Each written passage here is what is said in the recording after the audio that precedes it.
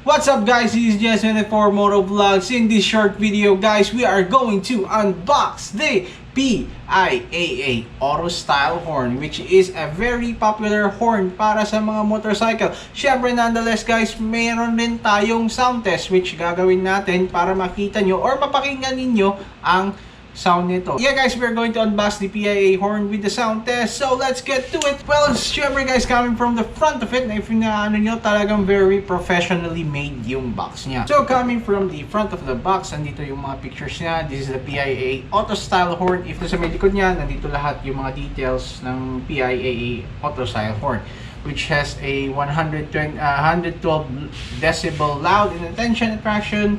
And wag niyo kakalimutan guys, the design is a water and dust proof design, which is a snail type. Then syempre guys, hindi wag niyo kakalimutan, it's a slim design, easy to fit, kahit saan mo ilagay. Pwede niyo ilagay actually sa mga motorcycle, kaya very popular siya sa mga motorcycle ngayon. And do not forget, pwede rin siyang ilagay sa mga sasakyan. Kasi as long as you have socket of a 12 volt para dun sa mga horn, yung dalawang clips na yun, pwede nyo ikabit to. Siyempre, durable, meeting the PIAA standards of 100,000.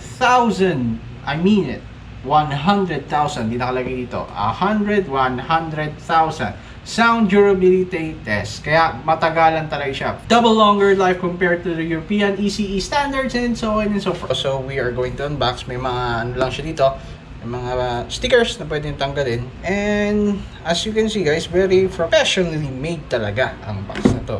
And if nakalimutan ko sabihin yung price guys, ang price na ito is ranging at 700 to 900 pesos. So let's open the PIA. So yeah guys, this is the PIAA Auto Style Horn. Huwag nyo kakalimutan guys, if nakabili tayo ng PIAA horn, meron tayong mga stickers which if nakikita nyo yung mga mga pictures na meron yung mga ito yung mga stickers na nilalagay nila dito.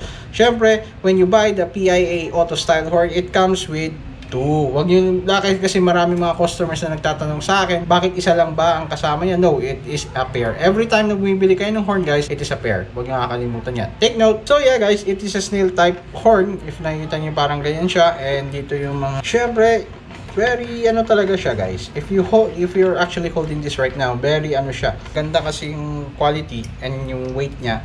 And actually guys, if hindi niyo na tabi ko lang saglit yung box.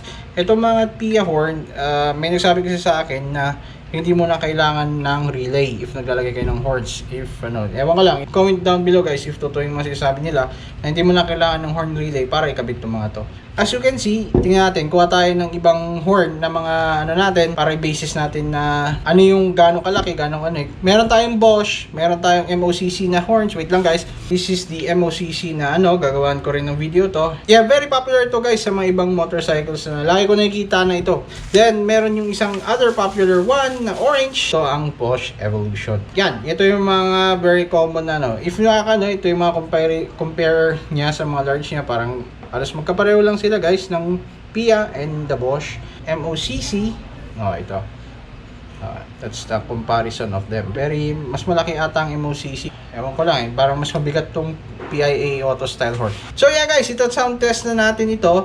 So, do be careful. Gumawa kasi ako ng parang tester ko dito. So yeah guys, ito yung simpleng tester na ginawa ko na which is having a battery, then yung mga actually guys, ginawa na ito ng isang YouTuber na si Manong Handyman. Siya ang gumawa na ito, which has the battery, then the relay, then the connections, then pupunta dito sa may ito yung pindutan na video. Okay, so ito na guys. So ito test na natin yung PIAA Auto Style Horn, yung sound test niya. So nakakabit na siya. So spoiler alert guys, nyo na, pag yung mga naka-headset, tanggalin nyo muna para maano nyo, baka bagulat kayo sa pag nito. So here we go, in 3, 2, 1. Ganun kalakas ang sound test niya. So let's do by pair. Yan yung isa pa lang niya guys. So let's do yung pair. Then okay, eto na guys, warning, dalawa na to. So in 3, 2, 1, go. Ganun kalakas ang sound or yung sound test ng PIAA Style Horn. Once again guys, this is Jess24 Motovlogs signing out. If gusto nyo mga content na mga ganito, mga very short videos, please do subscribe down below para ma-notify kayo agad ng mga upgrades or Once again, this is JS24 Motovlogs signing out. See you in the next video!